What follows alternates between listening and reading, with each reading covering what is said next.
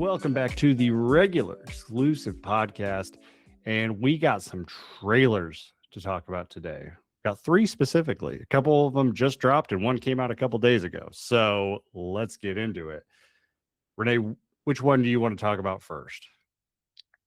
Should we talk about the Odyssey? Get that one over with? Because I think we're probably both more excited about the other. Not that I don't think the Odyssey will be a good movie, but I just feel like as far as the trailers go, that's probably the least exciting trailer. Yeah, when I watch this trailer, it's a good trailer. It kind of gives you the main ideas of what we're going to see. But of all of them, I was like, this feels like the one that didn't need a trailer as much as the others. I feel like the hype machine for the Odyssey is already so high that like even if we never got a trailer, people are still just wanting to go see it. Yeah, honestly, like they don't really need to have a trailer, but yeah, I personally, the best part of this trailer to me was the fact that there's so much Robert Pattinson in it. Yeah, there's a ton, and yeah, it looks like he gets to be a real dick, which yeah, is he's going trying to to be be fun. Tom Holland's new daddy. Like, what the fuck? That's such weird energy. I love this. Yeah, because it's like he's gonna be trying to take Odysseus's place and marry Anne Hathaway. It looks like his wife. So it looks like there's all that shit that's going to be going on while we have like the actual journey that Odysseus is on, which will be pretty epic. But then you'll be getting all the like kind of Game of Thrones politics, it seems like. Yeah. And like palace intrigue shit as well. And I'm just happy that Robert Pattinson's going to be stirring the pot because I like him as a shit stirrer. The thing that I totally forgot about this movie until the trailer was just how star-studded this movie is. Yeah, it's pretty and crazy. like we didn't even see everyone in this trailer. Like No. Was Zendaya in this trailer? No, I think they briefly showed her in the previous one, just like Yeah. a shot, but it looked kind of similar to like how she was in the first Dune. So I was like, I don't know exactly. Is she going to be like a spiritual presence in the movie? This one had Charlize Theron, which we hadn't seen before, Yeah. as the goddess of witchcraft, Circe. I spotted that one shot of John Bernthal. Yes, John Bernthal. They didn't. I don't think we saw Lupita Nyong'o. Yeah. But she's also Mia Goth. We didn't see her. We did see Tom Holland and Anne Hathaway. I don't know if we saw our guy Logan Marshall Green. No, but I don't think we did. But we did get to see a bit more. Like this was definitely the most that we've seen from this movie so far. I feel like. Yeah. Like kind of overall really gives you an idea. The visuals as well for like the journey. And like there's some horror elements it looked like in it a little bit with some of the stuff that Matt Damon's going through. Yeah, we got a lot of giants. Yes, which is awesome. Cyclops, all that fun stuff. Now, I had a question I wanted to ask you about this. Do you think this movie is going to do better than Oppenheimer at the box office? So that means like it would break $1 billion. I don't know. Maybe. I personally, I don't think it will, because I just don't know if people love Christopher Nolan, but I don't know if people are as interested in Greek, yes, like a mythological story as they are with a nuclear bomb story. I honestly think this will be way more exciting. I feel like once this movie comes out, we'll really be able to tell. But I would like to think this would do better than Oppenheimer because I feel like it'll be a way more entertaining movie and just in general something unique and new for Christopher Nolan. It feels like where he's doing like a historical kind of like obviously not historical, but kind of, and then also mythological. It's just a lot of different stuff that he hasn't done before. I feel like it will be so epic, and it was entirely shot on IMAX that it's going to be a big deal when it shows up. I personally think he could do it again. Yeah, it's good. With the cast alone, you've got enough reasons to go see this movie. Yeah, and it's definitely going to be more exciting because it's going to be more than just people talking in a room for almost 3 hours. But yeah, the one thing I'm surprised by is that I'm surprised they have not re-released Oppenheimer like leading up to Mm, this movie, because Oppenheimer is $25 million away from breaking a billion. hmm. Like, I'm shocked the studio hasn't done that just so Yeah, that they they can be probably like, it's will. $1 billion. Like, we're getting a re-release of the Avengers movies like this year. Like, so Hmm. I'm just surprised. But on to the next one. Let's Which one you want to talk about? let's save Resident Resident Evil? Evil. Let's save Resident Evil for last. Okay, cool. Let's do Evil Dead Burn because that literally just dropped literally like this week. Yeah. So Evil Dead Burn. So first off, the teaser for Evil Dead Burn was That one shot. maybe the best teaser I've seen maybe ever. Like, that was Yeah. such a great teaser. It's that oneer, and it's just no context, mayhem, no spoilers, nothing. But you're just like, this looks wild. The trailer lived up to it. I thought the trailer was 100%. really good. Uh, It was very whenever graphic, I'll tell you that. And I felt like I was comparing it the whole time and waiting for like moments on par with like the trailer for Evil Dead Rise. I Because was I doing the remember same our thing. reaction to that was like, I was holy waiting for the fucking shit. cheese grater. Like, Yeah. And I felt that like is this the movie had like, trailer moment. yeah, this trailer had like 3 of those. I don't know about you, but I felt like I kept going, okay, that's got to be their moment. And then I was like, oh, fuck. They kept doing it. So the cheese grater moment for me was the very end. That was the moment where I was like, the whole time I'm like, I The don't know if there's that. dishwasher. Yeah, I'm like, I Yeah, don't know me if there's too. anything quite as bad as the cheese grater. But then the dishwasher thing happened. I'm like, oh my god. I thought it like started off with a bang with the chick at the door who's like a deadite and she just like pulls this like car seat or your Yeah, like headrest the from the car headrest. seat with the like fucking metal spikes out through her neck. And then the other moment too was like the deadite chick, like fucking cheersing them and then drinking the hot candle Yeah. wax. Those two, I was like, okay, that's got to be the moment. That'll be the moment. And I was like, that's pretty brutal. But then I'm like, oh, fuck. Because I think, you know what it was, is I was waiting. I should have known. It has to be something that happens to like a regular person, Yeah. you know? When you do it to a deadite, it's like they just love the torture, like the candle wax, but like it still hits you because it's effective. But this trailer was so great. And I feel like the whole family vibes of it and like someone dying and wanting the family to all be together again is like Yeah. such a great, unique way into the Evil Dead universe, don't you think? Yeah. It's and it's a little it's different than like Rise, where Mm-hmm. it's like Rise, we meet the family and everything, and then like one of them leaves the room and then they get turned into a deadite sort of thing there. But this one was, I'm curious how the story's going to unfold, because it seems like we meet the core family and then just like a deadite appears at their house sort of thing. So I'm Yeah. curious to see how they do that. But like, I'm hyped for this. It looks really good. I love this whole thing we have going on with Evil Dead, just different stories, not connected, different New directors. filmmakers. Yeah. But the one thing I was thinking about though is like, have you heard like the reports and stuff that like Gen Alpha is like the most illiterate like Not generation or whatever? surprised. It's like, how's this franchise going to continue if they can't read the Book of the Dead? Like, That's true.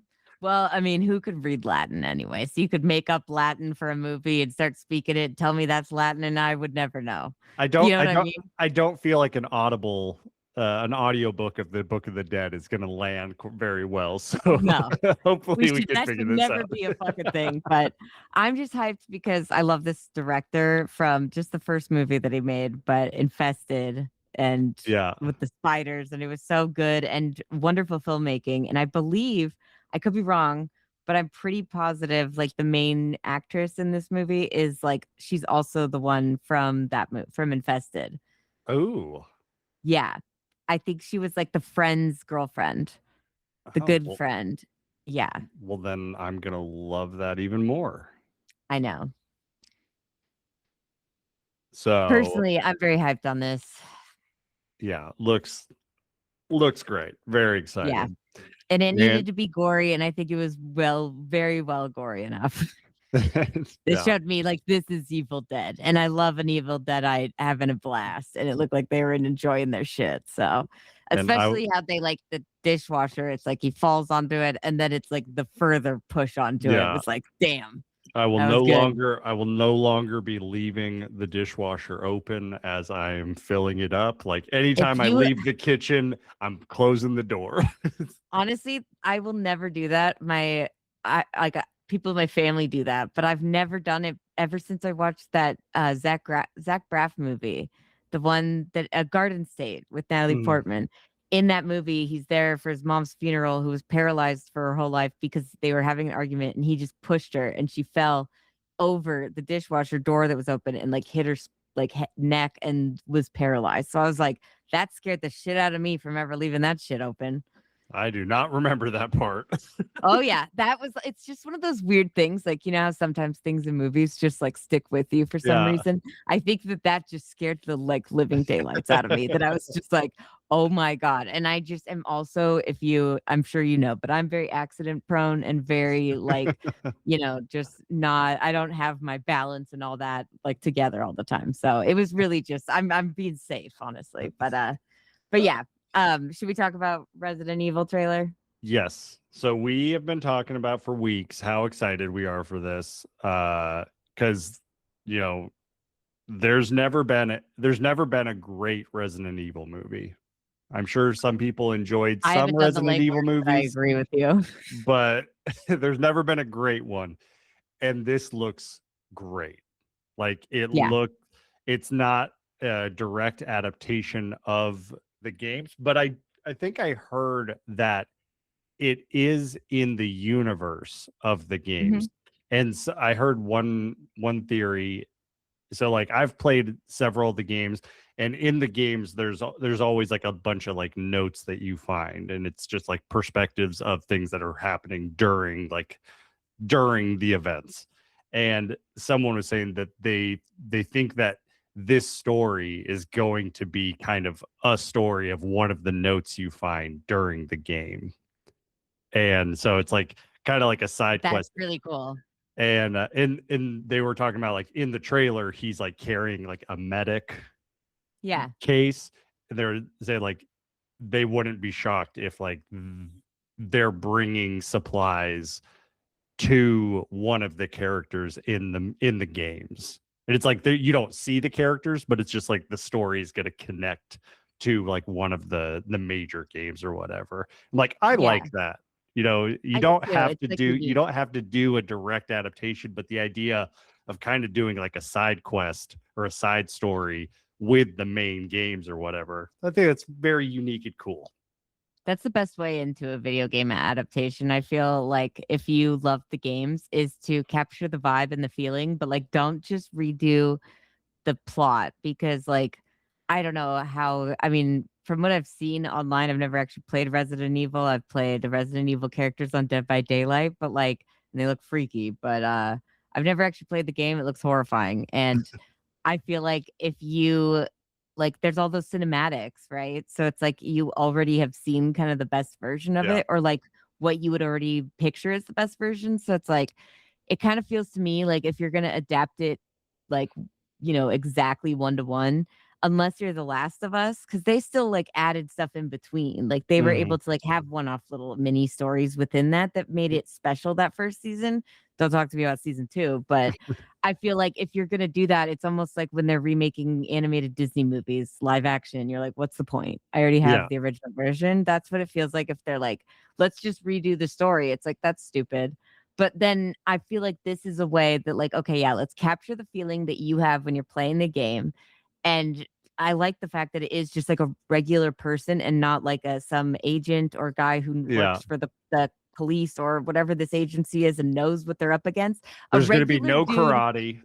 No, he's like gathering his weapons and like trying to find tools and like, adding to whatever he has throughout the movie. It's like, you're always like, oh, can I like trying to find different tools and things that you can use. So I think the fact that like if you love the games, you will feel like you're in the game Yeah. with this random person who's not a character, but like I think it will be great. It's just going to be like a survival kind of like all out, no stops, just like, which feels in line with what the video games would be, minus the fact that this person has no training for this. Yeah, and like this scene where like the bodies are falling from the roofs and stuff, that And feels exploding. like the scene in the weapons trailer when the kids are flying or coming out the windows and stuff. I'm like, oh, like that feels like this, but in Resident Evil. And I'm curious, like weapons, it was funny because that turned out to be like a hilarious moment. But in the trailer, it looked like the most like intense, viral, thing ever. So I'm curious to see how this plays out. But I mean, at this point, in Zach Kreger, I trust, because when we saw the trailer for Weapons, I was like, I'm a little concerned going from small budget to big budget, and he crushed that. Now we're going from original IP to existing IP. Before Weapons, I might have been a little concerned. Now I have total faith and trust in Zach Kreger. Yeah, honestly, ever since I saw Barbarian, I was like, I will follow this man wherever he leads me. And I really do feel like, as somebody who actually played the video games, is what he's like, he has played a shit ton of Resident Evil. And he said that like there's little moments in the movie that will like make gamers like really hyped, but it's not going to be just like littered with like fucking nostalgia things or whatever, which is good. Like it's not just going to be like an IP push. This is something that he actually really loves. So at the end of the day, I personally can't wait. If you are like me, where sometimes you like to read movie scripts, the script is available online. Apparently, every single of Zach Kreger's scripts has leaked ever since Barbarian, like online. I don't know how he has like kept the same people on his team, if somebody's leaking this every time, or maybe he is. Fuck, who knows? He's definitely leaking it. I read it and it was awesome. It was so good, and it really I think Austin Abrams is just gonna kill it. And this trailer looked so cool to put some of the visuals that I had in my head from reading the script into a trailer. And I highly recommend reading it if you're interested. But also, if you don't want to know any spoilers, right? Feel free to skip. But if it is a script that you ever would want to read, it's a great one to read. And there's really funny moments in it where he's like, this is where fans will come in their jeans or whatever. Fans of the game will come in their pants here. Well, we know that it's going to look great because the budget for this is $65 million. So he's just going up and up. Yeah. And so I'm super excited to watch this. Hell yeah. All right, let's take a little break. And then Renee, this is going to be the one time I say it right. Let's take a little break and watch or talk about Wuthering Heights. Did you actually get it right? No, you didn't. Dang it.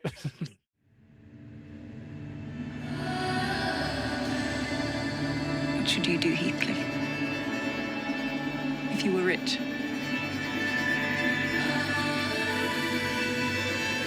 I suppose I'd do what all rich men do. Live in a big house. And be cruel to my servants. Take a wife. A wife? What wife? Heathcliff. You're not enough. Not for her.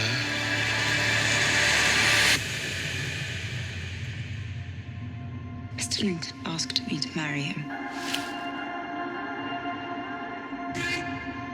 Heathcliff is gone. You must accept it.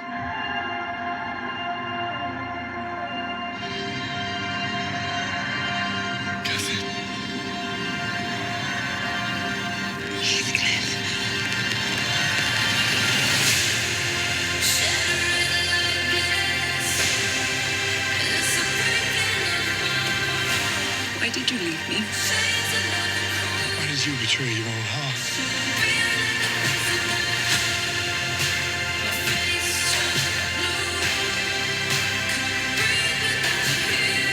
Where is the obstacle? Here.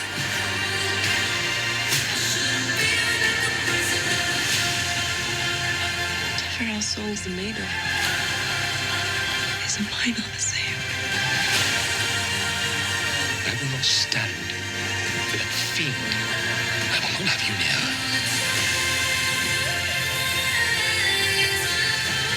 Did you think it would stop me?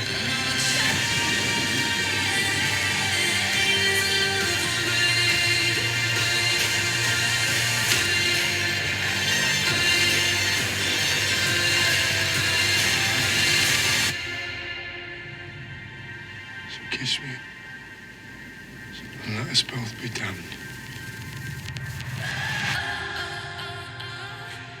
All right, since I can't say it right, Renee, lead us in.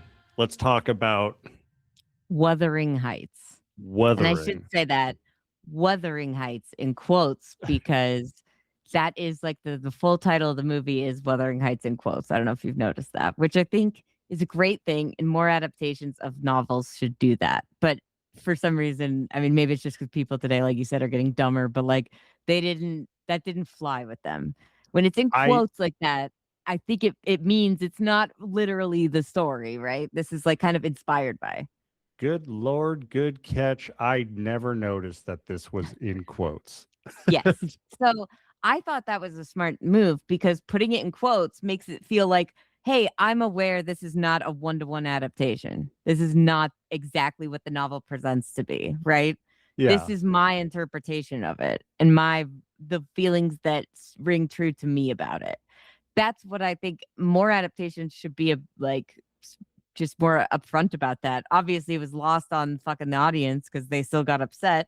But it's like, I think if that maybe was just more obvious, because the quotes aren't as obvious. Like you said, you didn't even notice. So it's not yeah. like super, you know, played into. But I felt like that was a smart move because, like, maybe if Stanley Kubrick had done that about The Shining, Stephen King wouldn't have hated it that much. Like, that's definitely not the book, but it's a great adaptation. It's just his own version and his colder, kind of more clinical look at the story versus like this is definitely like a teenage romanticized but also toxic love like view of the story. So I'm aware it's not a direct adaptation, but I think the fact that she leans into that and is aware of that, I'm really surprised people still got so upset. Yeah, I mean that's just the internet. People get upset. But Yeah. that is a great call out. And like and I think Emerald Fennell needs to get on IMDb and tell them to put the quotes in Yeah. on the IMDb page because I think you're right. I think the quotes actually is very important to this. Or maybe when people talk about it, they should talk about it like remember when that movie Precious came out and everyone would say Precious based off Based on the of the novel Push by Push by Sapphire. Sapphire. Like they would Killed all me say that every every single time. time. It was like, all right, is that the full title of the movie? Let's chill. Could have just been Precious in quotes. I mean, Yeah. honestly, it would have been fine. But yeah, I think that's a good like thing to do. And anyone who has like, especially a novel that's been adapted multiple times, like this one has, and that's also like people don't know if there has been like a really full definitive. I don't know if there has been a definitive adaptation, but it feels like this novel is like a classic novel. So putting it in quotes would maybe make it easier on book purists because there's always book purists. And it's like the worst because I understand the feeling when you're reading a book and you like imagine all this crazy shit and then you watch the movie and you're like, this does not line up with what I imagined. Yeah. But I'm still like, okay, well, maybe another like I can totally recognize when certain adaptations are not for me or like, no, this isn't, that's like their interpretation of it. That's fine with me, but like, that's not what I would want to see. Right. Like, Yeah. I totally understand it, but getting so upset because it's not exactly like the book is just like, calm down. And also, I've heard people even say, like, if they really adapted the book one to one, it would be pretty long and pretty boring movie. Yeah. So, Well, the thing so I've listened to some people kind of criticize this movie and they were kind of doing some criticism before the movie came out and I like drama slop. So like on YouTube I'm always listening to people bitch and complain about things that aren't yep. really that important. But the main thing that I kind of took away from what I've heard is like it's less criticism about this movie because the movie hadn't really come out, but it's more just like all of the previous adaptations of this people seem like they don't like it. Like people say like they're bad adaptations of the movie, and so I think they were just kind of expecting this to continue the trend of a bad adaptation. Mm-hmm. And talking with Sarah, who like she read the novel, I never read the novel. um she the frustration that people have when they hear people talk about the novel is that people think that it's a romantic story, and like Sarah's like, this is a toxic story. The point is to lay out this is toxic, and people just don't seem to get it. And so I think there's like this movie kind of got a snowball effect of frustration with people talking about the story and what the point of the story is. Then on top of that, you have the bad movie adaptations. And so it's like, I think people just assumed that this movie was not going to get it right. Plus, the marketing didn't really give you a lot of hope if you were worried that they were going to turn it into a romance, because the marketing was very much like, this is the greatest love story of all time or something. And I'm like, maybe not. Well, like maybe they should have leaned into the toxicness of the relationship in the trailer. I think that would have been better. Yeah, well, like they talk about like the things that Jacob Elordi was doing, and like people were wondering like, did Margot Robbie and Jacob Elordi like have affairs or something like on set of this? Well, I thought it was like, honestly, all the interviews with Margot Robbie and Emerald Fennell, I was like, I'm pretty sure both of them fell in love with Jacob Elordi on set. And I would too. How can you because not? they're like, first off, he's gorgeous, right? But then they're like, he's literally the sweetest person. And he would do these things that just made you feel like, oh my God, how is this person a real person? Like, I literally still believe especially after hearing all this, I'm like, he was grown in a lab. There's no way that anyone could be that perfect overall. But it sounds like they really all fell in love with him, and he made the character, or like he brings this energy to it that does make you want to root for him. But I thought it was great that they didn't fully go there like you think they're going to, based on, like we were just talking about, the marketing, the trailer, all of that leads you to believe this is like a Pride and Prejudice shit. Yeah. Right. And or like, Bridget Jones, where it's like at the very end they get together and it's all okay. It's not. But I think that was the big mistake in the marketing, because then that doesn't give anybody who like knows the story, like you were saying that Sarah feels like, that makes them think, oh boy, this director really didn't get it either. Like that's another add more fuel to the fire. And I feel like if they would have advertised this a little bit more accurately as to what it is, it would have done a lot better. Yeah. And I think people would have been a lot less harsh on it. I don't know. Yeah. I feel like the expectations that they set with the marketing didn't really align with what the movie was. Because like I mostly went into this because I was going to enjoy watching Sarah get really mad watching it. And she didn't get really mad watching it. Really? Her and I both weren't really like the biggest fans of the movie, but like it didn't piss you off. There was no rage baiting. The movie actually really depicts this whole thing as being very toxic, which I wasn't expecting, because like I was expecting it to be a love story. And I mean, we'll get into that when we actually get into the movie. But surprisingly though, like I looked at the box office, and so this was a $80 million budget, and it did all right in the US. Like it did 84 million in the US. So it made up its budget, but the rest of the world really enjoyed this movie because it made 241 worldwide. So this was a pretty successful movie. So it did. Okay, good. That's great. The sequel inbound. I mean, there is like, she does admit, like Emerald Fennell, the director, said this is only half the book. But I don't. Really? Yeah, there's like a whole nother half with like Heathcliff and I think sister? No, I think it's their child. They have a child together though, and then I think in the book, Kathy's child lives, and then it's about their children and he and him, and like possibly being haunted by Kathy's ghost. I don't know, but it sounds like it kind of turns into like a classical ghost story, but also. I don't know. So, and maybe there's some healing at the end with the next generation finally is kind of like the idea of it. But so they could technically do that. They very well could. It'd be great if they waited a few years. So like Jacob Elordi was older and like it would totally work. Honestly, I would be happy with that. An older, grizzled, like really depressed and haunted by Margot Robbie's ghost, Jacob Elordi. Sign me the fuck up. I wonder if that also played into like criticism of people who read the books. Because I had no clue until just now that this was only half of the story. Yeah. So like, first off, I wonder if the previous adaptations include like the entire book sort of thing. I feel like someone said that there might be a mini series or some shit that like actually does the full book, but most of the adaptations I think like end around here too, like with Oh, okay. Kathy dying.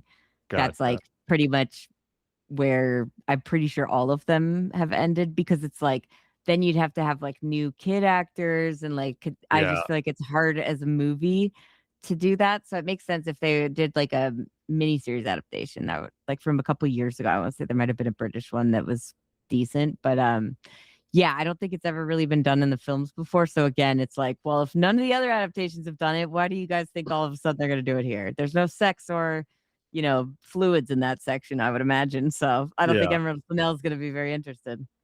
Well, But you know, who knows? well, let's talk about Emerald Fennell. Okay. This is her third movie, and I'm impressed with how different her movies are.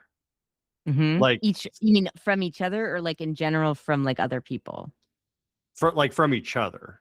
Like, Yeah. you know, we like you and I talk a lot about like directors, they find like a successful movie and then they kind of keep that sort of template, like a Robert De Niro sort of thing. And all of her movies are like pretty different. I mean, like we start with Promising Young Woman, which is like a revenge story.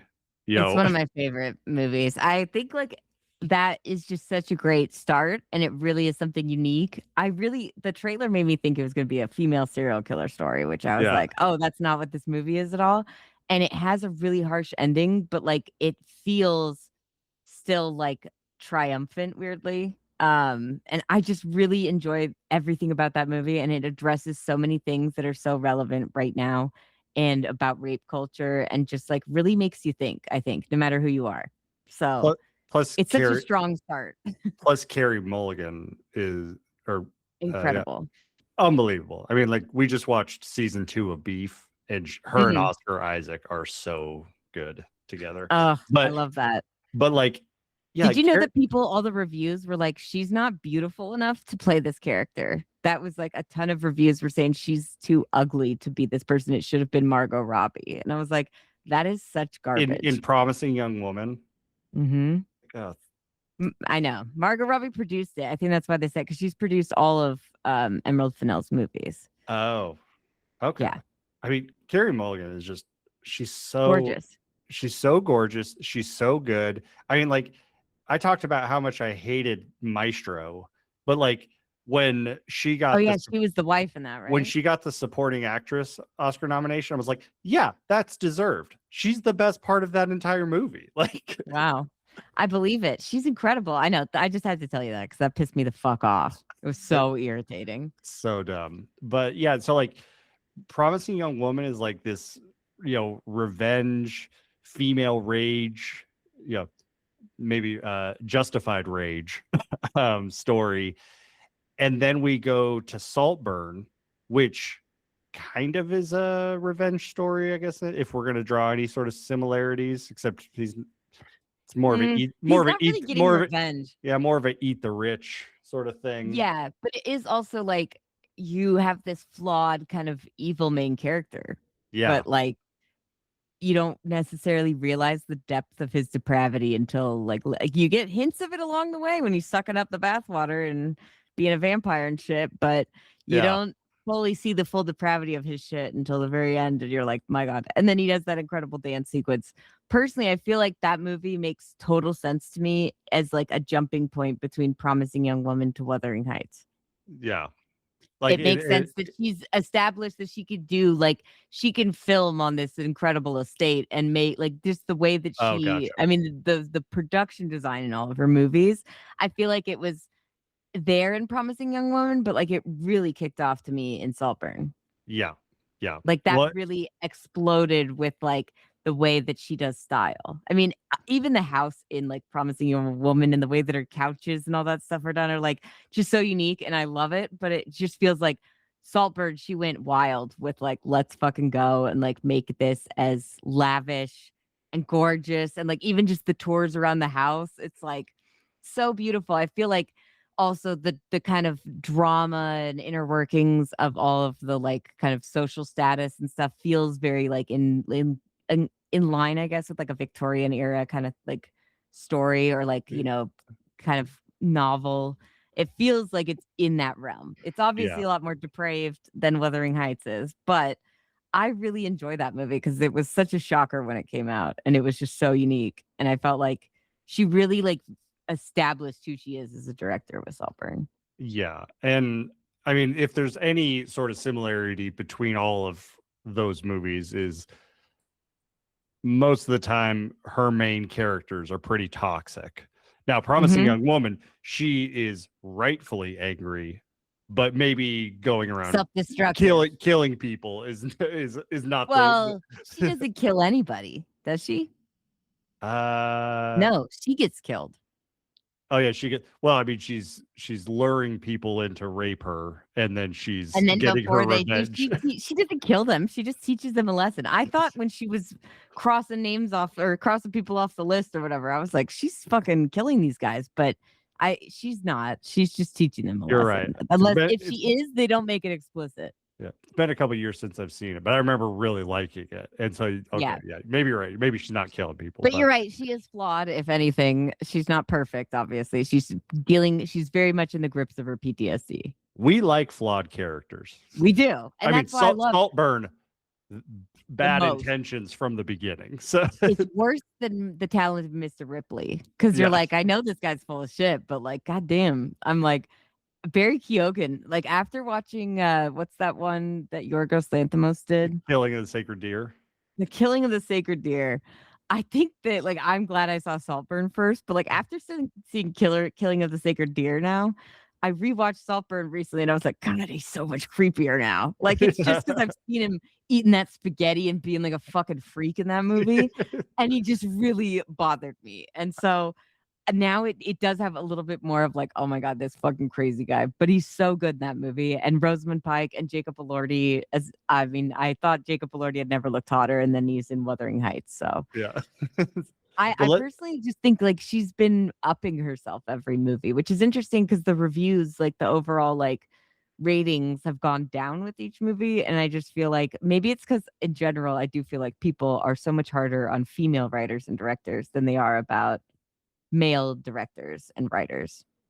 Yeah, probably. But also like Emerald Fennell, the one thing she definitely doesn't do in any of her movies is she does not play anything safe. And if you're not gonna play anything safe, from like your characters to your story to anything, you're gonna split people, one way No or matter another. And I would rather have a director that goes all the way than try to play it safe. I agree, but I just feel like you really liked this movie. Would you say that you loved this movie? No, but it does like it feels the need for like a certain kind of movie for me. It's where a like vibe. I would rewatch it's a it. vibe. Yeah, it's a mood. 100%. The soundtrack, all the vibes, everything. But like, is this my favorite of her movies? No, I think overall she's becoming stronger as a director, but I do think like Promising Young Woman will always be my favorite, just because it's such like something that resonates as a woman. Yeah. But like, I think she's upping herself as a director, but I keep seeing all the same things about like all the criticism online and like in reviews about her have been the same as about Maggie Gyllenhaal with The Bride, and they're like style over substance. That's what everybody says now, and I'm like, I think this is just like a key term people use with female directors because they have incredible visuals and like they really can make a certain style come out, but like they just, I feel like, are getting a lot of extra criticism. I could be wrong. This might not be a female versus male thing, but because I know people just love the shit on movies, but I always see style over substance when it comes to female directors. And I don't know that I ever really see that with that many male directors sometimes, but like, well, that's because with male directors, those are action movies. So like, so we're not looking for substance. We're looking for style. That could be it too. It just feels like that's such a bad cop out for male directors. Like, oh, I'll do an action movie, and people just want the style, but story, I don't know about that. Yeah, and then it's fine. But in any other film, they're like, how dare they have style? Even if it's like not that like I wouldn't say Wuthering Heights is style over substance. There's incredible style, and I don't know that like maybe the substance of the story hits everybody the same, but like I think that they're on point with each other. I just think her production design is so incredible that maybe that's just all people could focus on. And then they're like, the rest of it Yeah. wasn't as good as the fucking like flesh walls or whatever the fuck is the Yeah. design in her house.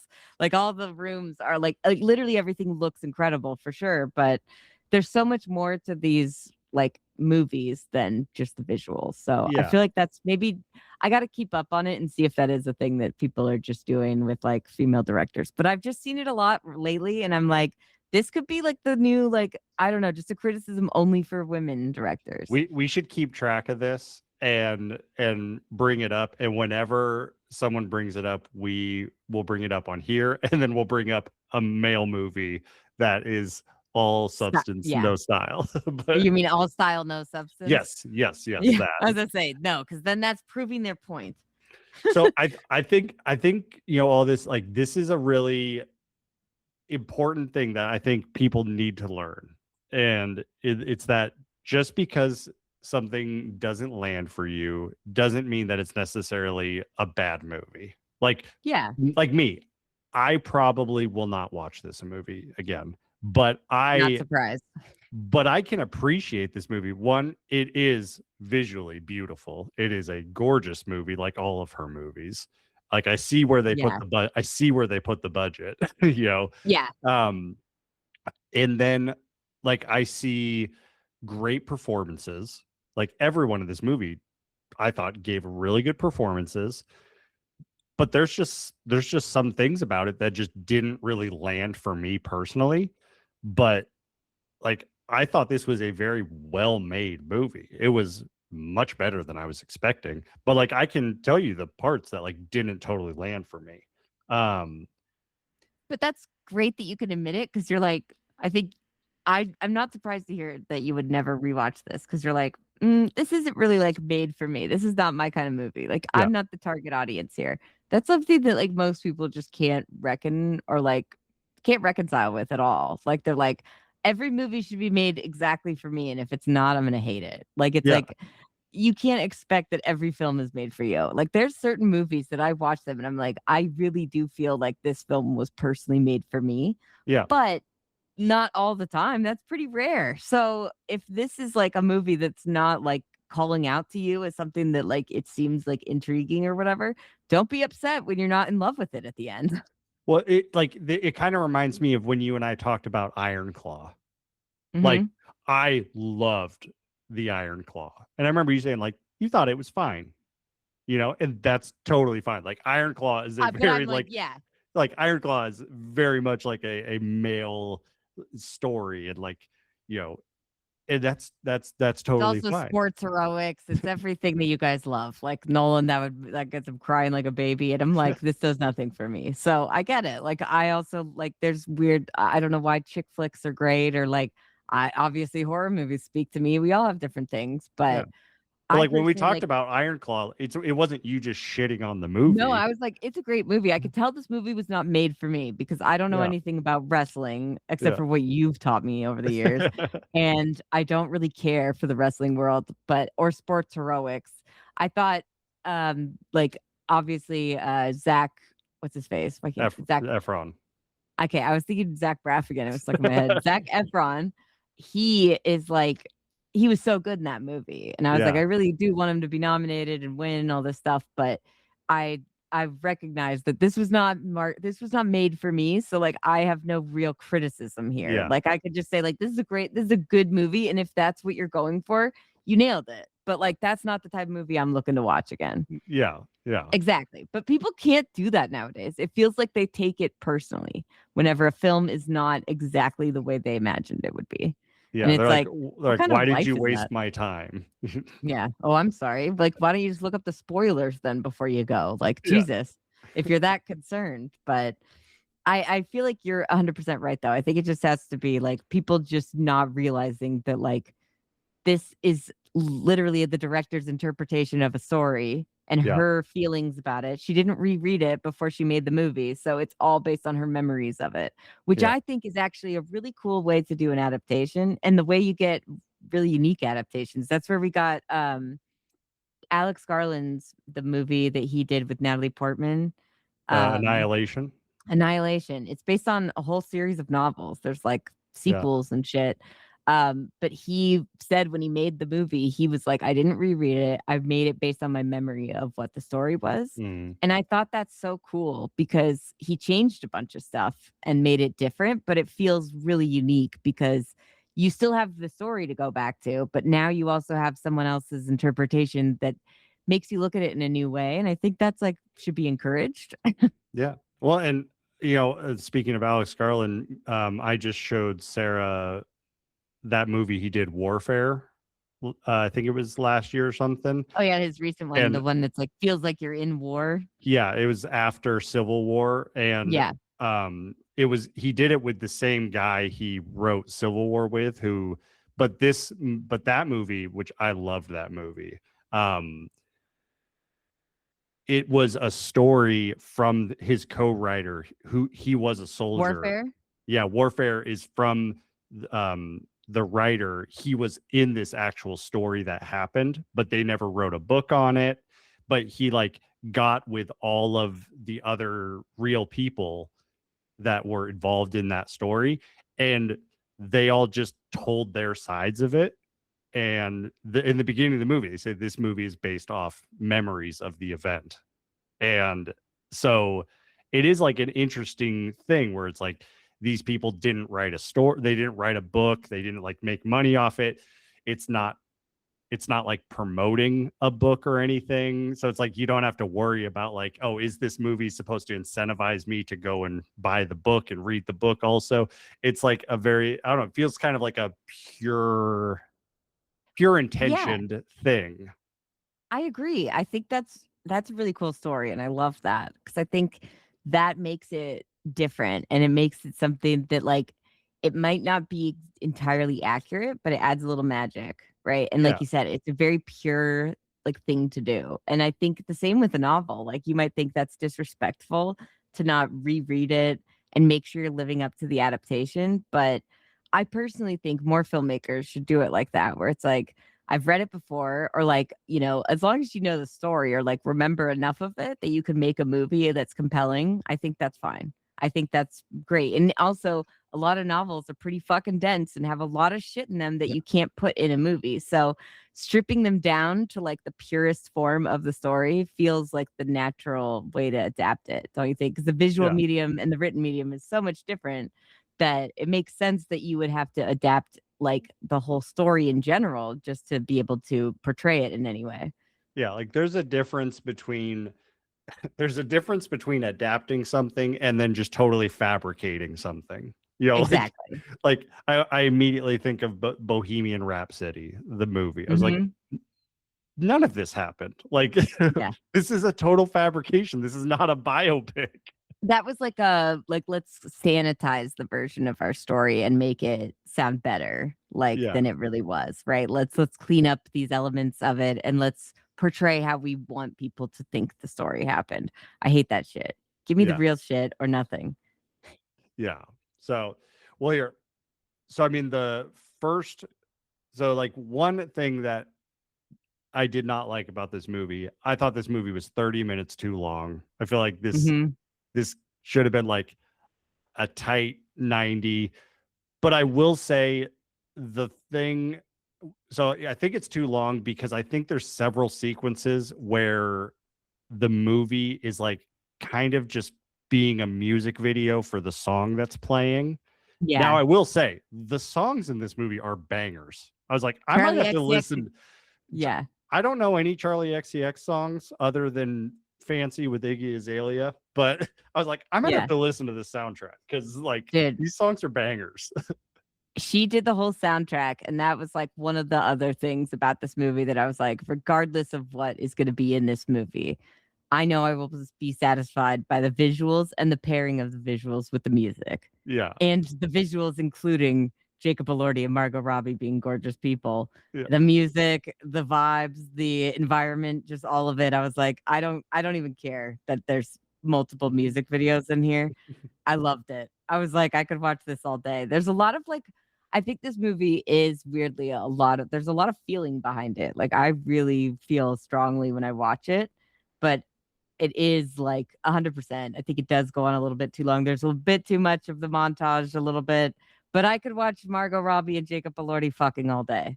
Like it kind of felt like a director's cut where Yeah. I really loved the first one, so like I just want to see more of this movie. It kind of felt like that, but I wasn't sold on the original like theatrical cut sort of thing. But that's just a me thing. Also, this movie has an uphill battle because the hardest movie for me to like is period pieces set in this general. Yeah. The floofy outfits period. But I want to isn't say Pride I and want to say Prejudice one of your favorite movies yes, of all time. that's why I love that movie. That movie and Little Women with Florence Pugh. Yeah. Like those movies are the exceptions to the rule, and that's why I Yeah. love them so much. But Mhm. like Hamnet, I thought was a good movie. I was not expecting to like it because I do not care about Shakespeare at all. But like Hamnet was good. Performance is great. The little kid was the best person in the entire movie, but like that's not even close to Pride and Prejudice for me. Like that was a good movie. So like this is a couple notches below Hamnet, I guess, for a gauge for me. But like I would say like the first half though, like is perfect. Like I don't think they have too much wasted time there at all. like when they were kids, or I really enjoyed the part when they were kids. I thought that was sweet. like before she leaves to go see that guy. Yeah. I honestly thought they did a good job in the first half because like you had to establish the connection as kids, then you have to establish their relationship as adults. And I thought that their chemistry right off the bat, I was like, all right, like they feel like they love and hate each other so much. I can feel it. You know what I mean? Where it's like they love to torment each other is kind of the vibe that I got. Almost like, because it's weird that they are basically brother and sister and then also in love, but they're not related. Like, if there's all these weird vibes about the relationship and it's complicated, clearly. So, like, I thought that the vibes that they brought were not just pure emotional longing. It was also like they had brother, sister, sibling chemistry, but also felt like there was this yearning between them for me. But like also like because they couldn't indulge in it, there was a lot of like the teasing and like kind of the fighting and like just that like I don't know, passion, whether it was like positive or negative, I felt was pretty palpable. But I thought, and it was, I don't know if you noticed that the young boy who played young Heathcliff was the kid from Adolescence. I did. Yeah. And I was like, wow, he really made me actually like feel bad and like him. Like he brought a lot of empathy to that character, which he does not have in Adolescence at all. So I was impressed. Honestly, he was great. The performances in this movie are really good. Like everyone is really good.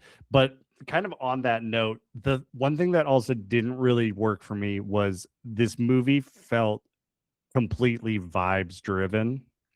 Like they have amazing chemistry, but like the whole time I'm just kind of wondering, like, I don't get why they like actually are into each other. It just seems like they have that chemistry, but like I don't understand like what they actually about each other. Now that also could go back to what you were saying about this being a very immature sort of affection.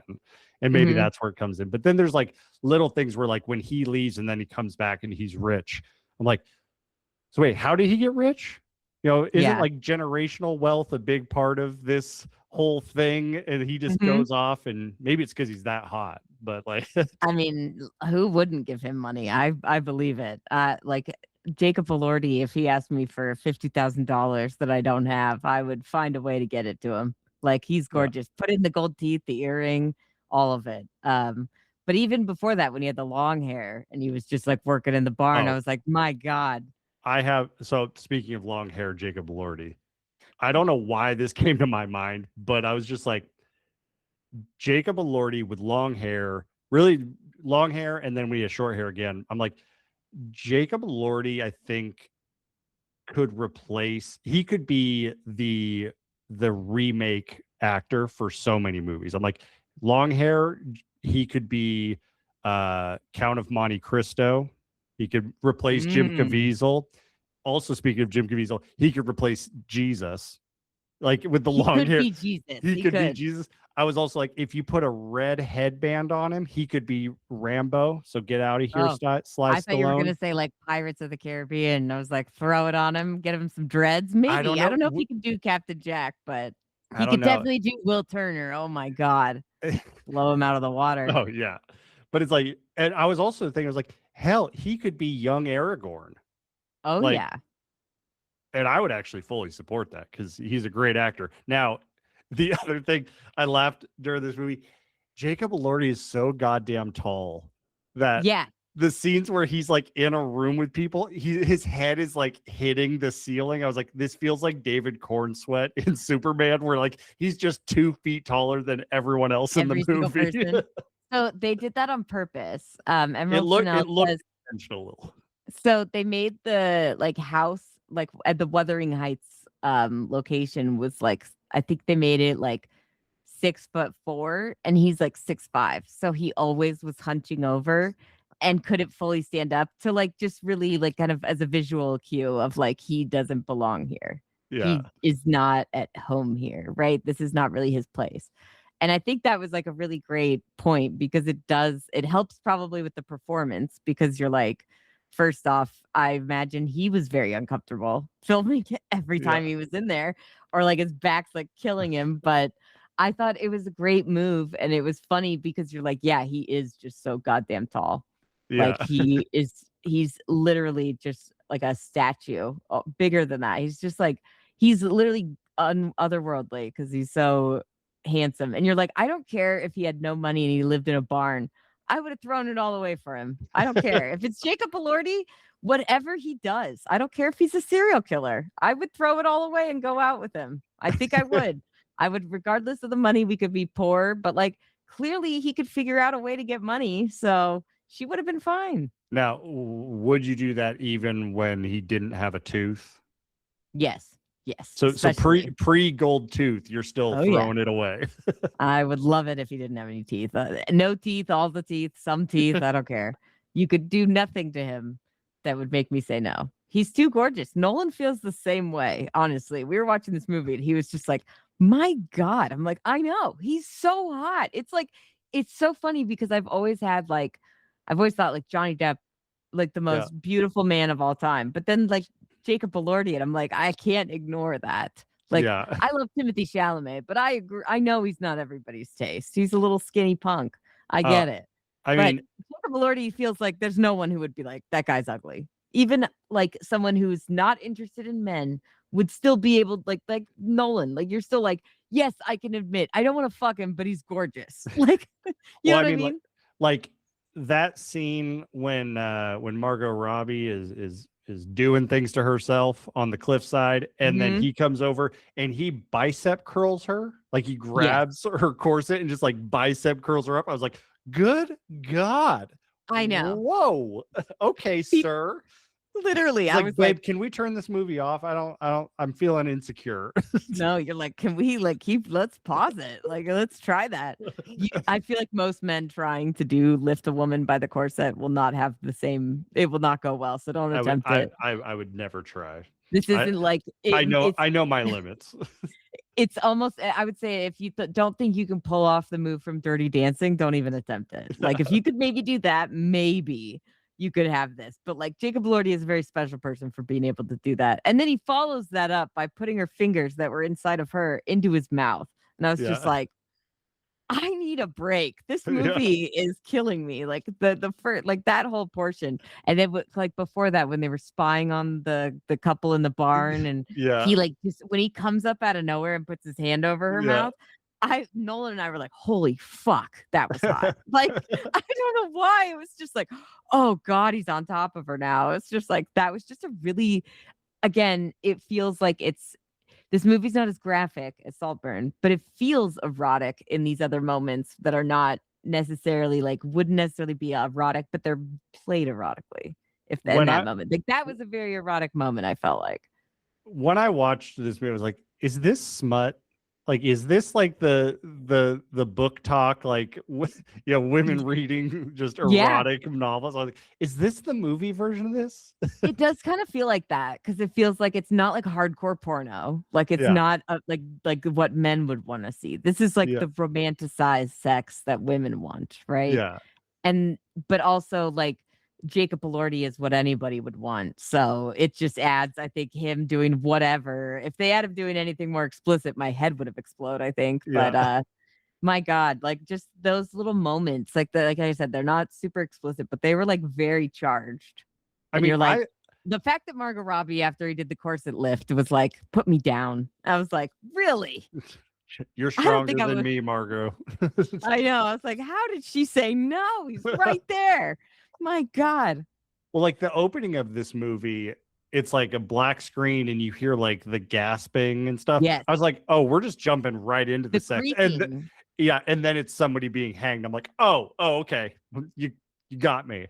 I didn't realize this, but one of the like first comments on Reddit was like, do you see the jizz in the first scene? And I was like, what the fuck? And then they're like, no, it was cut out. But I mean, you see the stain when they like cut back on his dick. If you look at his dick, you can see a wet stain. But like, I guess there's a cut like where she showed, I think when they maybe earlier screened this, there was like semen dripping from his dick, and it was like The guy zoomed in being on. hung.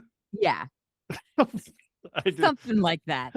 I don't know. But this was like a whole discussion on Reddit, and they were asking about like, is that in the movie? And I just thought it was so funny because I was like, why is this something that people know? They're like, release the jizz cut. And I'm like, what? Why is that a thing?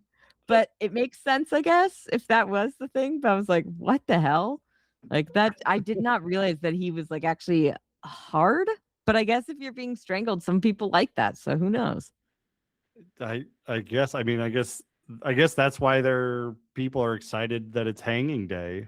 I mean, it's not punishment, I guess. The way that the young Catherine like screams out like she's so happy. I was like, this chick's fucking crazy. And that's what when I knew I was gonna like this movie. And I think one of the reasons is because both of the characters, but especially Margot Robbie, is such a pathetic, like emotional, immature mess that I just really relate.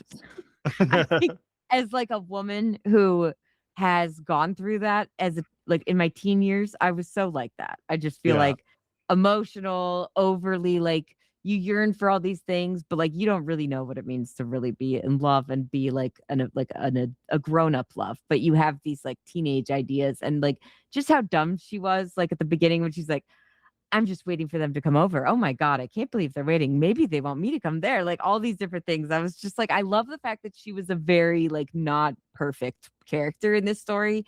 And that feels like, to me at least, unique among these kinds of things where you have at least one or two female characters who are like, if not the lead, whatever, like the one who's the weird one is never usually like the lead character, I would think. And I like that. I thought even though Margot Robbie is older than Jacob Elordi and the character, I know like the book character, I think is like 15. Yeah. But that's like how it is. Margot Robbie was also Barbie. So like exactly. She could do anything. And I thought she was so good at this. Like I felt the immaturity here for somebody who's definitely not that. I mean, she's honestly the same age as me. She's like 36 or 37 now. But so crazy. But she really, I thought, nailed it and brought that immaturity to this character and made her like not somebody overly likable.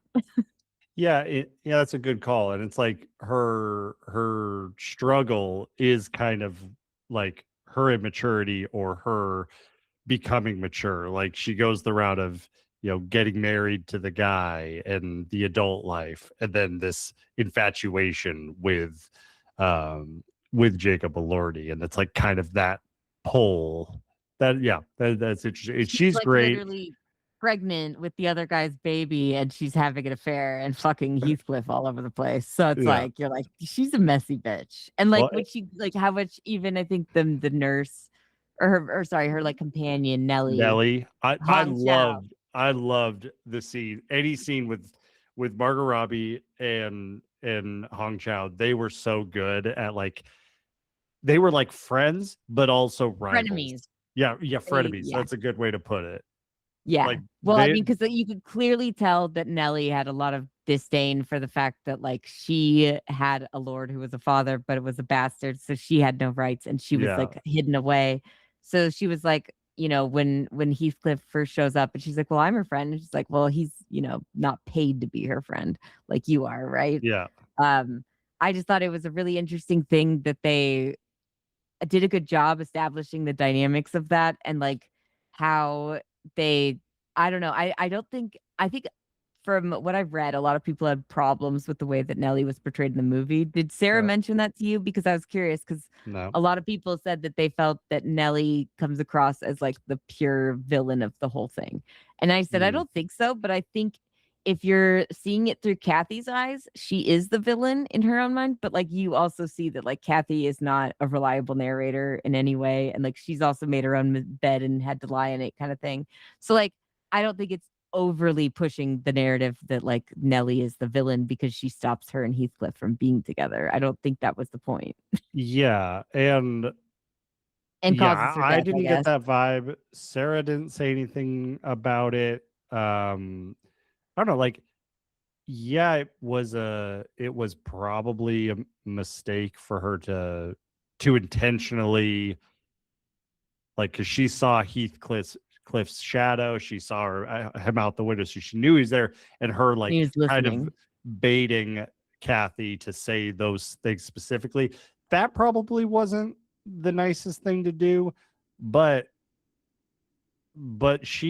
Nellie is loyal the entire movie. She had like one moment where she got mad and she made a decision, but I don't think that makes someone a villain for the entire movie. Also, we talked about it. Emerald Fennell makes all of her characters she writes as kind of toxic, whether it's the entire time or for a moment. Nellie had a toxic moment. I think that's very human and relatable, you know? Yeah. Honestly, like the only person in this movie who has no flaws and is seen as like a really perfect person is Edgar. Like Yeah. I feel very bad for Edgar because he really doesn't deserve any of this crazy shit. And My he's just doing his normal shit and being a nice person, which should be encouraged. Heathcliff is so toxic, but my God, the sex has got to be incredible. And like the love and the all the years behind it. I think it's like all these things that make him like like she's such a magnet to him, right? Ed- Like, but Edgar Edgar is literally the only person in this. I'm like, it's not his fault at all. He is the 100% the victim of this movie. Edgar was my guy.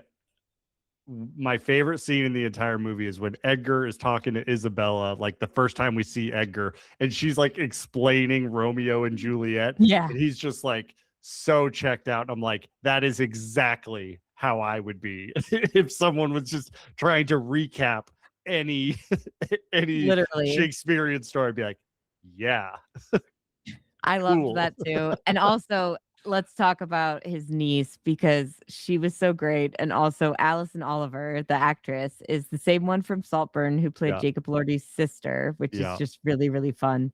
Um, but I basically, I was curious what you thought of that because when we talked about, and so her character in this one is Isabella, and she's the niece of Edgar, who's like in love with Heathcliff. But when we talked about Saltburn, you were like, I'm obsessed with this actress. She was so good, and yeah. she like had so all these different layers to her performance and character in that movie. I agree. She was something special. But I was curious what you thought of her in this movie because to me, I thought she continued that streak, and she was just one of the more delightful parts of this film. She was great. Like I said, Did like you know it was her, by the way, when you watched it? I I didn't I didn't connect the dots, and I'm not really sure why. Maybe it's just because I've watched a lot of movies since Saltburn, and I haven't She seen looks a her. lot different here too, to be Okay, fair. then that I'll use that excuse. But yeah, I loved her. I loved her in this. Like all the performances, like I said, they're great in this movie. But she's probably my favorite in this movie also because she's just such a fucking oddball. Like she's so weird. Like She's so delightfully weird. yeah, like even like before the whole like her getting leashed up part, like Yeah. she's so weird and like just A she's little so like friendship she's so scrapbook, I think, yeah, is like like she's one of the so best. different than everybody else, and like Yeah. it feels like everyone just cannot relate with her, or like have a human conversation with her, and she seems completely unaware of Yeah. the lack of chemistry. And I just thought she was hilarious. Oh, she was so good on it. Like the scrapbook that she makes Margot Robbie of their friendship was just so funny when Just she's the like, penises and the like, yeah. vaginas. And Like, then it's also it's like a the mushroom. She's like, remember that day? And you said, that's a lovely mushroom. I commemorated it with decoupage. It's like, oh my gosh. Really fucking great. And then also like once her and Heathcliff get involved, I'm told that in the book it's not as like consensual. And Yes, Sarah was saying that the whole like leash part, that I guess that's not in the yeah, book. yeah. But what did she say anything about that whole portion? Because I think like it seems like yes, she was fine with it, but I also feel like maybe towards the end she was like, I don't really know what I'm like. She was into it, but it's like, was she really? I don't know. Or was she brainwashed by that point? Like I couldn't tell. And that's what I thought was interesting because she does seem to be giving consent at the beginning, but I don't think she really knows what she's signing up for Yeah. Like, overall. so I mean, Heathcliff, that scene said more to me about Heathcliff than Her. her. And Which one? The one where she's like as a dog on a leash? yeah, Or like the when okay. when she's leashed up. Cause yeah, like it at first it seems like he's being degrading, but then like she kind of then at the end it kind of twists and she's like, oh no, I'm in on this. Like she's kind of a freak, you know.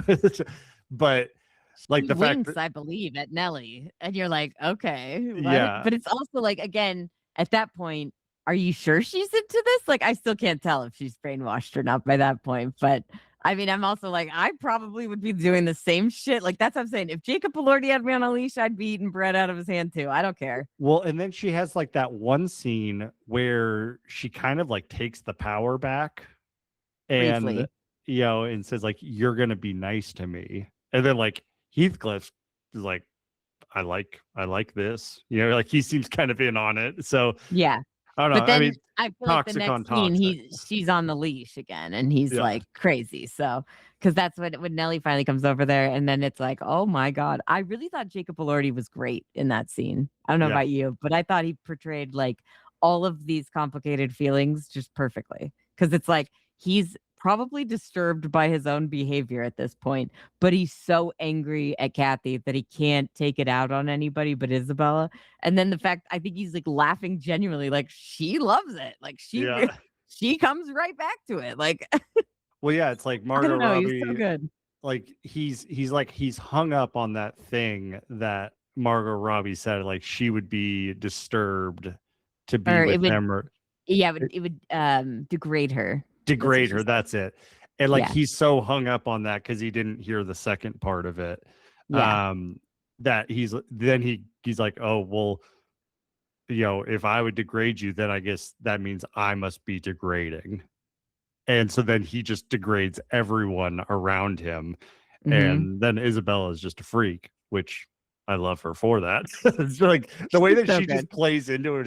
It's like you were saying, it's like, is she in on it or is she brainwashed? Like she plays it so good that it's like, The dog bark, I legit thought was the dog, and it was her. So I was like, all right, this bitch really is crazy. But I was like, is she like actually like good with this crazy, or is she crazy and also brainwashed? Like, Yeah.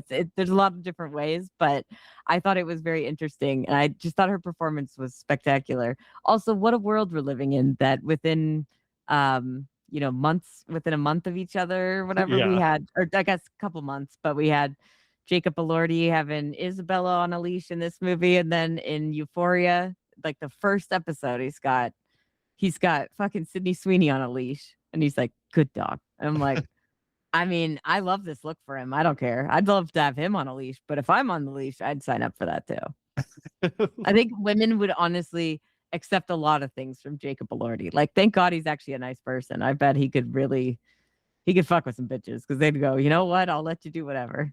Yeah. Well, and then like the whole affair, and this can kind of lead us to the ending. The whole like affair sequence, like I don't know, I thought it was a little weird. And it also felt just intentional. So this is like another thing that's like I feel like this is just a not for me thing. But like they started having the affair. We knew that she was pregnant, but then like they continue to have the affair at her father's funeral. Like it was like, I mean, she was emotional. So if any time you're gonna, he's but like, it's like this is it's the time. but it's not like they went back to the house. Like they laid the body down there, like, let's go behind this tree and like make out. Hey, I also, feelings. I would also like. I'm not saying that like if my dad dies, I'm gonna find a guy make out with him. But like I can understand the emotional feeling of like I need something to fill me up when I'm feeling this empty and sad. Even Right. though also complicated because her dad is a real piece of shit. He was a piece of shit. I love that line though, where he's like, "Don't look at me like that. I'm ill." I'm just like, oh, Yeah. I'm gonna use that. Like if I'm ever sick and I'm just kind of being a jerk, just be like, "Don't look at me like that. I'm ill." Yeah. I loved that. That was good. Oh, side note on Isabella. I also loved when she gave Kathy the doll. Like I And it just was with the actual hair that of hers yeah, that she's like, I I've was been just gathering it from I the was just like brush. in my notes. I'm like, do not accept that doll. Like that, that thing is There's gotta cursed. be some weird hex. Yeah, it's like a fucking. I definitely was wondering that too, but I thought then I'm like, no, she's just delightful and strange. I love strange characters in movies. We need more of them because they just. I don't know if she's that strange in the book, but she was really delightful. Yeah. But yeah, But so yeah, like the affair. so yeah, they're having the affair, and then like it kind of culminates into this moment where like they're getting ready to fuck, and then they're like dirty talking to each other, and then like Heathcliff just starts saying some unhinged shit like I'll kill your husband, and like they're still like getting into it with each other. I'm like, this took a dark turn. Like this was this is like I was let's surprised fuck. she wasn't like, okay, let's go. I'll help you. Like I would have, honestly. But I'm again, I'm not. This is why I'm like this movie gets me because I'm like I know that this is not what they should do, but I'm like I would do it. I would kill him. I'll kill him for. I would let Jacob Elordi kill my husband so I could be with him because I would not want to be with anyone else. Yeah, After having sex with Jacob Elordi once, how could you ever go back to your husband? yeah, There's no way Edgar was doing anything close to that. You know, yeah. I feel like there was no way she was going to live without him anyway. So Well, but then but like again, that's the toxic part of the relationship here is that I'm like, I don't care. Fucking let him kill him. Take it. You guys can have the castle. But yeah, then like Margot Robbie is coming back and she's like dirty talking about how good She- Edgar is at pleasing her. It's like, all right, That's it's dark, this weird is a shit. kink. This is such a kink.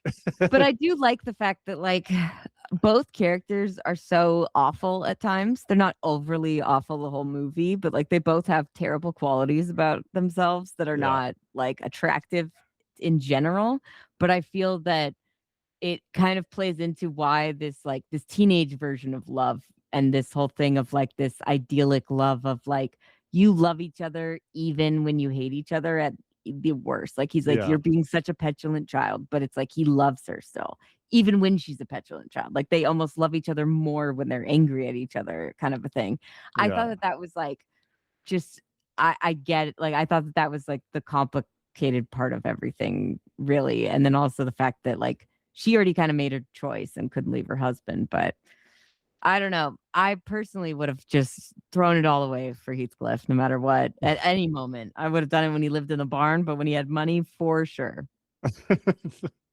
See, Pregnant because he's like he even says, "Do you think that when if I found out about the baby that you have inside you, do you think that would have stopped me?" It's like, yeah. yeah, I don't think it would have, buddy. This guy, he's like, I'm gonna have you. This is Throw me over your shoulder, take me to your cave, Jacob Elordi. I don't care. see, that's how we know that this movie was made for you. You know, you're Yeah. just all in. But I'm saying, like, I'm not saying that this is like the ideal portrayal of love, but I Yeah. do feel like I understand that there is a love in there, even though it's toxic and dark and twisted. But it is like there's a certain love in there.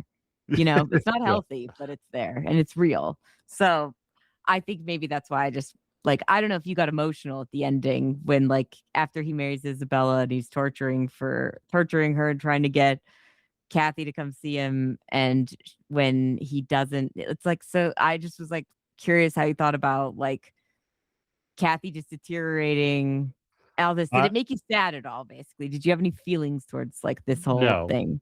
Okay, like No. oh man, I wish they could be together. No, and that's like I said, the things just did not work for me. Now, I thought the last 30 minutes of the movie were really good. I thought the rest of the movie was very slow and for me very boring. Like there's parts of Yeah. it, there's like parts where that I liked, but like as a whole, I was just like this. I could see that it was very toxic, but that I was just very bored. But like the last 30 minutes, like essentially from the breakup and like the first time we see her on the leash and then going forward, I was like, okay, this is very quickly paced and I'm more engaged with it. But the build up to it didn't really create a foundation for me to get emotional about. Yeah, I guess I wasn't expecting it. Like I wasn't expecting to get overly emotional about anything in this movie because I don't normally do that I unless wasn't it's like a expecting really her to good. die. Yeah, I guess that was like I mean, I just assume that's on the table. If we're talking Victoria era and this one is not like a happy ending is all I knew. So I was like either someone dies Yeah. or something horrible happens. And so the fact that it was her though, I was I thought that was like I think that they changed it a little bit from the book with how she dies like cuz she has the baby I think it dies in childbirth possibly Okay. in the book. I will say But the only part that I had some emotion for, and it was mostly anger, was when she fired Nellie. I was very protective of Nellie, and so when she fired Nellie, I'm like, oh, I was like, bitch, get out of here. I'm like, You're standing how in the way of dare our you, happy. you toxic bitch? She made one mistake.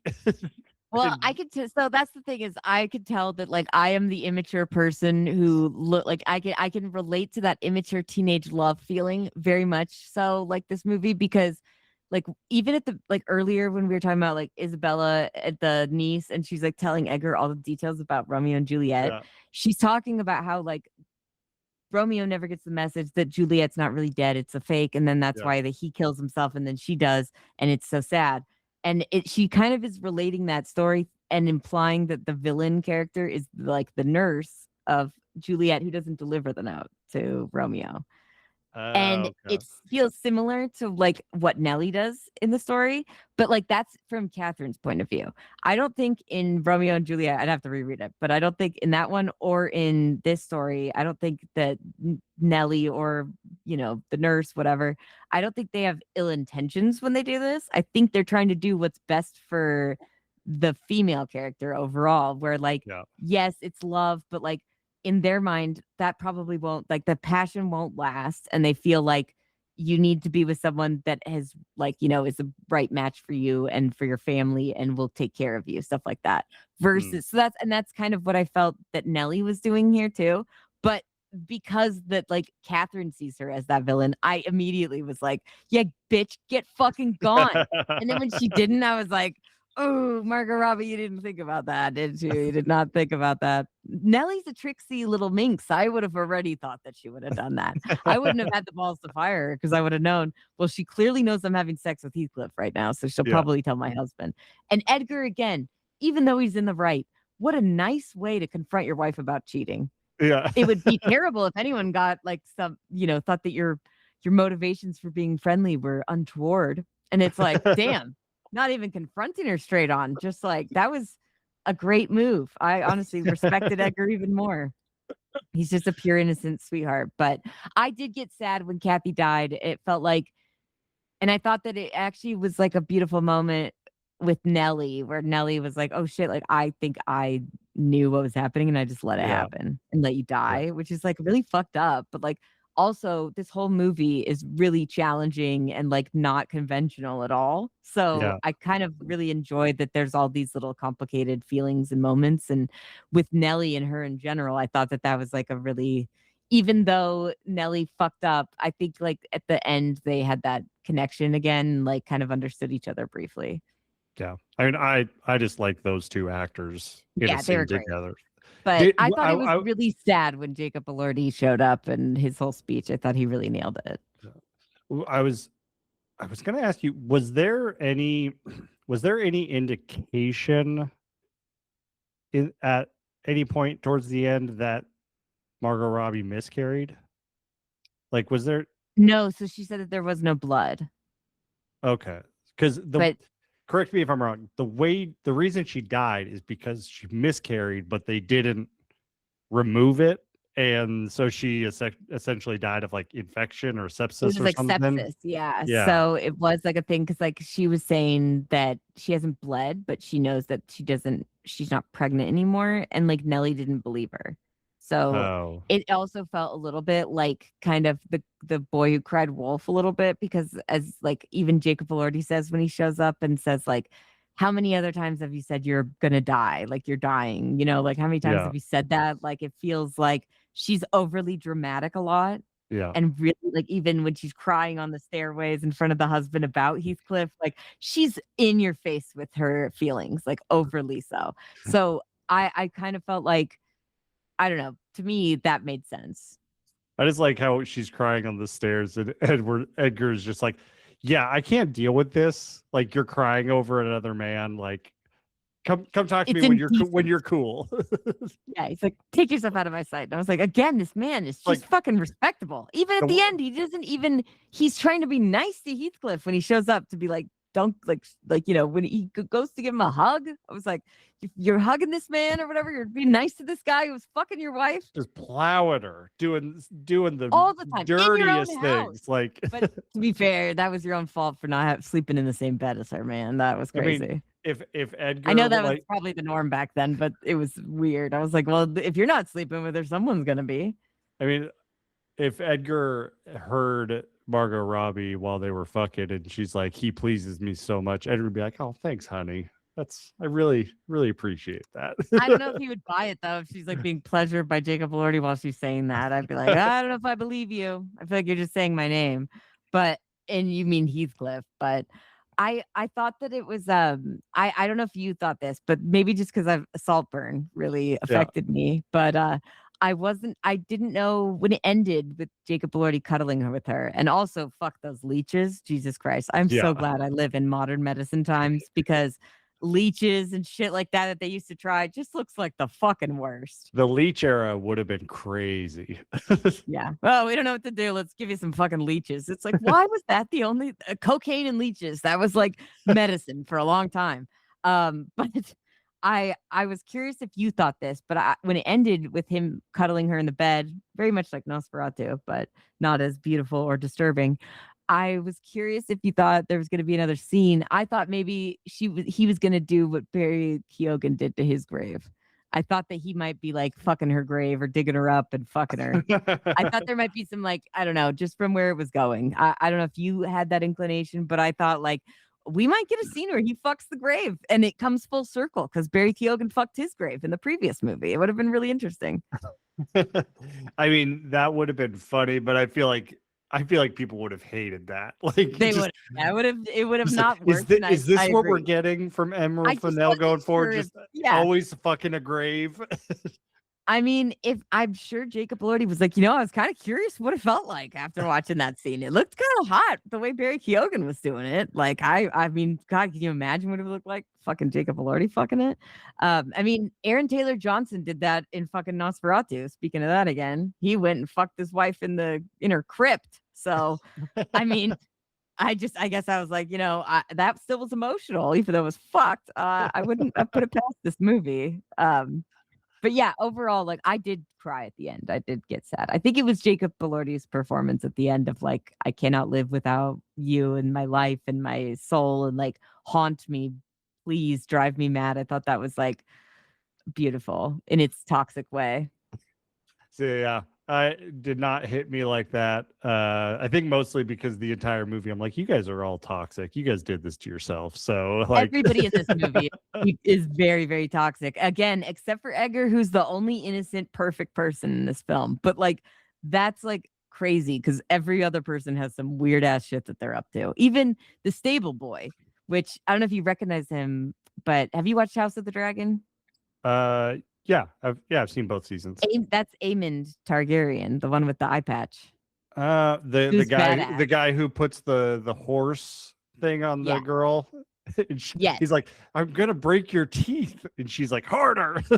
Yeah. That guy. He also was in Saltburn. He's the like weird friend that Barry Keoghan has at the beginning who's like, give me a sum. Give me a sum then. Like fucking weirdo, like creep. He's really funny in that. I just think it's great that he's in these as like really weird roles. But I did yeah. not recognize him. Without Probably the eye patch and the hair. the eye it's hard. patch and the blonde hair. Yeah, He looks it's a very real look. different. Yeah. He looks very much like a normal human that you would see on the street now. So it's totally fine you didn't recognize him, but I just think it's funny that he's just taking these little roles in these movies. Maybe one day he'll be her lead man and be very complicated, but in general, I'm glad that you don't, even though you didn't love this movie, I'm glad that you at least like didn't hate it, and I think it was fun to talk about at least. Yeah. I mean, it's insane. It's an insane expectation if people are like, I have to love every single movie that I watch. Sometimes it's good to just watch something different because it opens you up to a different perspective, or you just, some things will click that you didn't expect to click. Like I think of like Lisa Frankenstein.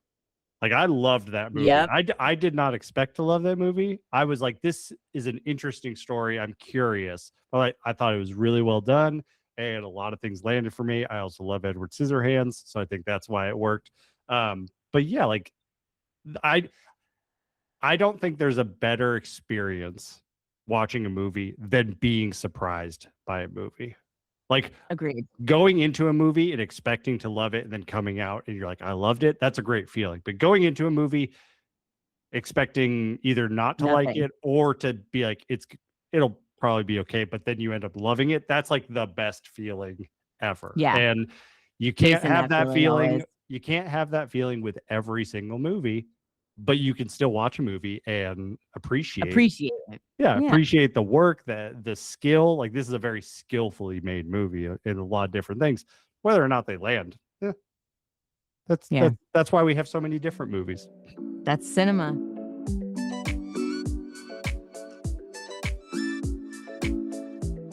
All right, Renee, I'm gonna get it right this time. That is it for Wuthering Heights. Did I'll I do it right? accept that. I will accept that. That's probably the best it's gonna get. So I'm just kidding. That was right. Wuthering Heights. It's just you, but I understand it can be scary. I know. The letter U. I was gonna say it's not just me. I know I'm not the only one who has a problem with this, but I know Nolan does too. But that's just the two of you so far. I haven't seen this online. People were like, "What's this word? How do you pronounce it?" I haven't seen a lot of Google searches of that, but maybe I need to do research. We're just adding to the toxicity. For us that don't necessarily like this movie all that much, we can still be toxic too. So it's all good. This is the only way you can contribute to the discussion, and it's not contributing at all. I love it. All right. Well, next week, we are in May now. We are in the spring for the most part, depending on where you live. Almost summer. Yeah. So we got to start picking the energy up a little bit. We got to start getting a little chaotic with some of the movies we talk about. A little violent, maybe. Yeah. And it's the regular exclusive podcast, so we got to talk about some bloody stuff. So if there's no blood in the movie, I'm going to be disappointed. So next week, we're going to do a double feature of two movies that, based off their trailers, looked very similar. And then actually watching them, they're similar, but also pretty different. So, Renee, what are we watching next week? We're going to be doing a double feature of Ready or Not 2, Here I Come, and They Will Kill You. Yes. Both of them are on VOD right now for rent or to buy. So they're relatively new. They both, I want to say, came out right within a week of each other. Yeah, and that was to, I think, the detriment of They Will Kill You, because you and I, we are huge fans of the Ready or Not movie, so we were excited for the second one. And I remember seeing the trailer for They Will Kill You, and I'm like, this looks fun. This looks a lot like Ready or Not. And then the release date is like, oh, it's going to come out the week after Ready or Not. Yeah. It's like, oh, that seems like a mistake. But then when I watched They Will Kill You, it's not a horror movie. It's like a very action oriented movie. It's like very Kill Bill. And awesome. It's a lot of fun. So it's a good double feature. It doesn't feel repetitive in that it's the same thing. So yeah, it's gonna be a lot of fun to talk about. Also, I screw her name up. I think it's Zaza Beats or Zazie Beats. Zazie Beats. Good Zazie job. Beats. You got it on the second try without even me having to tell you. I love it. She's great, and I'm pretty confident she does all of her own stunts in that movie. Cool. So yeah, she's a great Final girl shit. great final girl. So it's two movies with all-timer final girls. Yeah. I mean, Samara Weaving literally is the quintessential final girl now of all time, I think, and deservedly so. But I'm glad to hear that there's some other people who can keep her company, because I feel like we need more like final girls added to what we have already, like all the time. I'm down for more, because you don't sometimes you're like, this bitch doesn't deserve to live. Kind of like when we were watching Primate, we're like, the friend Hannah, she fucking deserved to live. Yeah. Not the main girl, Lucy. It was bad Lucy. She was that right. But you know what I mean? I feel like both of these movies they're going to be, I think this will be a really fun discussion, because they're not going to be too similar, but they're also like both going to be unique in their own way, and also just like fun, violent. I think violence and fun is like an underrated, duo. Yeah, not every horror movie needs to be heavy. No, like if it's like, even like Ready or Not is like not super horror. It's more of like, because it's horror comedy. So then you add the violence, and the violence is pure comedy every time. And that's one of the best parts about it. It's not Evil Dead. So don't worry if that's not your thing. I haven't seen They Will Kill You yet, but I'm very excited to watch that finally. I am confident you're going to like it. So fuck yeah. And hopefully all of you out there will. And in the meantime, let us know what your thoughts were on Wuthering Heights, and if you have any issues trying to pronounce that word. Hit us up on social, because like if this is an actual thing, I'd be really curious. Yeah. I know I'm not alone, so support me. I need it. Or don't. Anyways. Well, that is it for this week, and we'll see you next week on the regular exclusive podcast. Don't forget to like and subscribe. We out here.